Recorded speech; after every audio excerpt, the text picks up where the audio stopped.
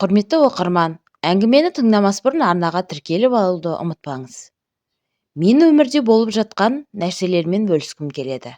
Осы жылы сәуірде келін атандым. Күйеуіммен бір жылдай жүрдік. Үйімен таныспай тигеніме әлі де өкінемін. Жолдасым жақсы, оқыған, көзі ашық, көкірегі ояу жан. Отбасымен таныстырам демеген соң, мен де ештеңе айта қоймадым. Өзге қалада тұратынмын. Сырға салу мен ұзату бір күнде жасадық. Күйеуімнің туыстарын сондай алғаш рет көрдім. Тойымыз болды.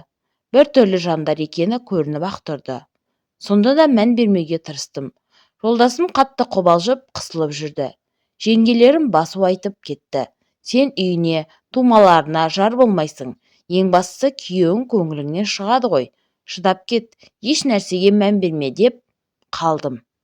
Жер үй ғой, үйде ата-енем бар. Ажырасқан қайын апам 3 баласымен, ажырасқан қайнағам 15 жасар қызымен, мен жұбайыммен, қайын інім келіншегімен, сосын кіші қайным інім бар. Бәріміз 5 бөлмелі үйде тұрып жаттық. Ақша үйде жоқ емес пе? Кредит жоқ ешкімде. Мал ұстамайтын фазендалары бар. Бірақ үйде дым жоқ. Палас пен көрпеден басқа ештеңе жоқ.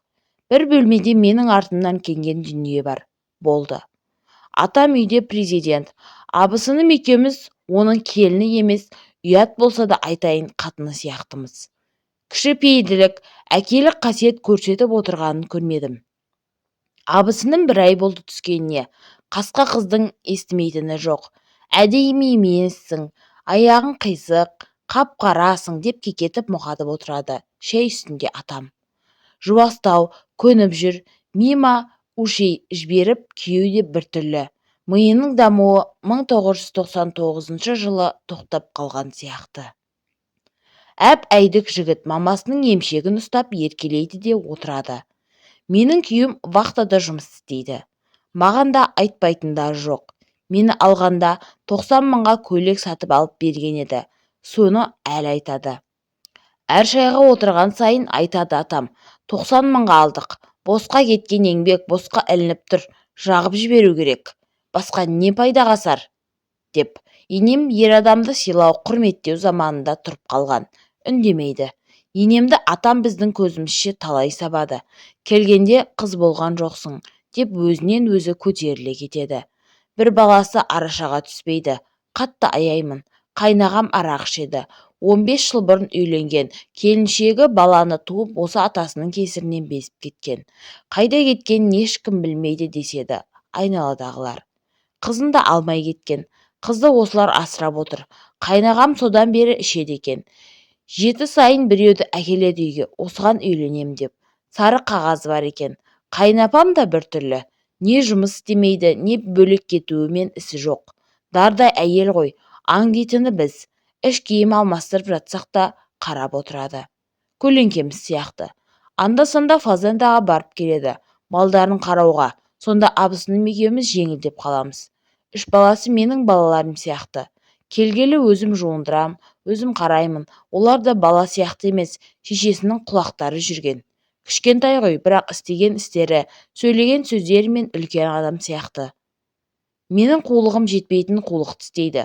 Қайын інілерім анау, біреуі үйленіп алды әйтеуір, біреуі 11 оқиды. Абысыным әлі шок болып жүр.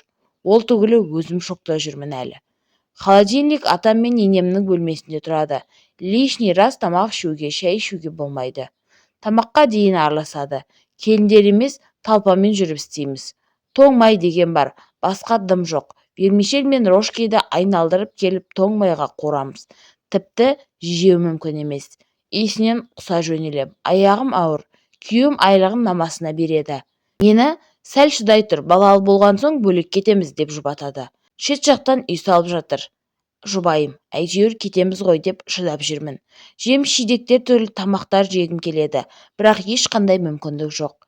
Енеме жайлап айтсам, тегін берсем магазин бәріміз де жер едік, деп тарқ-тарқ етіп күледі. Кеше үйдегі етті тартып манты жасадым. Қатты жегім келіп, иісіне тоймай піскенше асықтым.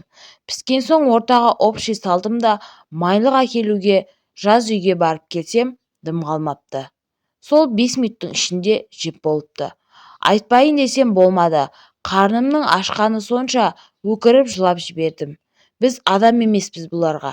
Иттен төмен көреді. Жандарына жақын тартса ғой шіркін, ешкіммен араласпайды. Тумалары да жоқ. Көршілерімен қырылып қалған. Үйге өзге жан аттап кірмейді. Мен біттім, шыны керек. Бәрін тастап таяр едім. Әкем қайтып барғанымды көтермей қалады. Инфаркт алды осыған дейін бір рет. Анама айтпайын, ештеңе уайымнан өліп кетер. Тойда көрді ғой қандай адамдар екен. Сонда да телефон соққанда бәрі күшті деймін. Біздің бөлме жоқ бұл үйде. Абысыным қайын ініммен біздер бір бөлмеде жатамыз. Ұяласың бір. Қайтесің? Күйеуім келгенде далаға жатамыз екеуміз. Қазір жылы ғой, ертең қыста қалай болғанын білмеймін. Келіндер бұлардың жауы сияқты. Ешкім сөйлеспейді бізбен. Жазғы үйде шаруа істеп жүреміз. Үйге кіре қалсаң бәрі дүбірлесіп жатады да бізді көріп үнсіз қалады. Іш киімдерді не далаға ілгізбейді, не үйге ілгізбейді. Қайда апарып кептірерімді білмей әлекпін. Тазайым едім. Күннен күнге өзіме қараудан да қалып барам. Құрсыншы деп жүре беретін болыппын. Шаршап кеттім. Бұл жерде құрбыларым да жоқ, туыстарым да жоқ. Жарлы жаздайым деймін. Жұмысқа шығайын десем жұмыс істетпейді. Білмеймін не істейтінімді.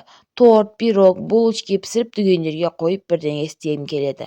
Бірақ бәрі атама келіп тіреледі. Өзім акушер болып істедім осы күнге дейін. Ешкімді тыңдамай барып аудандық ауруханадан орын сұрадым. Жоқ деп шығарып салды. Укол система жасаймын деп хабарландыру беріп, босқа отырғанша тиын болсын деп едім, ол да болмады. Система қойып келсем үйге атам, любовнигіңе барып келдің ба, бір жуынып кел дейді. Жылап күйеуіме звондасам сәл шыда дейді тек. Сонда оны да қойдым.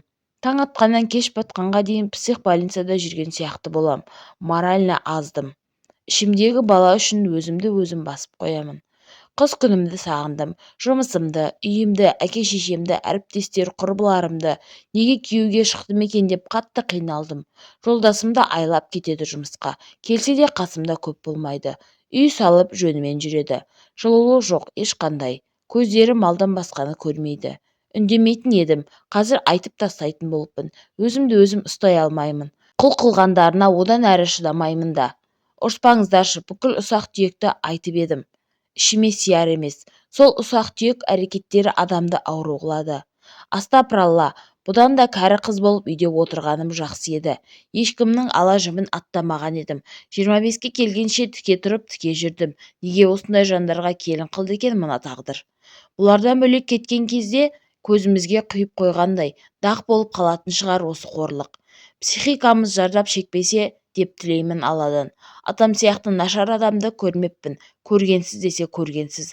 Ашуланса бұтын шешіп көрсетеді. Мә керек осы ма сендерге деп. Есі кем адам тура. Орысша сөйлейді, біресе қазақша сөйлейді. Адамды жынды қылады. Атымызды айтпайды, келінжан демейді. Ай барбос деп шақырады. Қарсы сөз айтсаң өзіңе атыла жүгіреді. Иә, құрсын санасының жеткен жері сол шығар. Сені алғанша ұлыма машина әперетін кісімін, дей береді өзінен өзі. 7 апасы бар, содан кейінгі жалғыз ұл. Бірде-бір апасымен араласпай осындайлығынан. Тауықтан шығатын жұмыртқаға дейін санап жүреді. Алмаңдар, тимеңдер айтатыны. Үйде газ бар, бірақ тамақты далаға жастады. Ақша үшін жан пида. Артық тиын шықса үйде ұлы отан соғысы басталады. Масқара, әлі айтпағаным қаншама. Ешбір қыз ешқашан мұндай күйге түспесін. Мәссаған, біраз жеңілдеп қалдым ғой.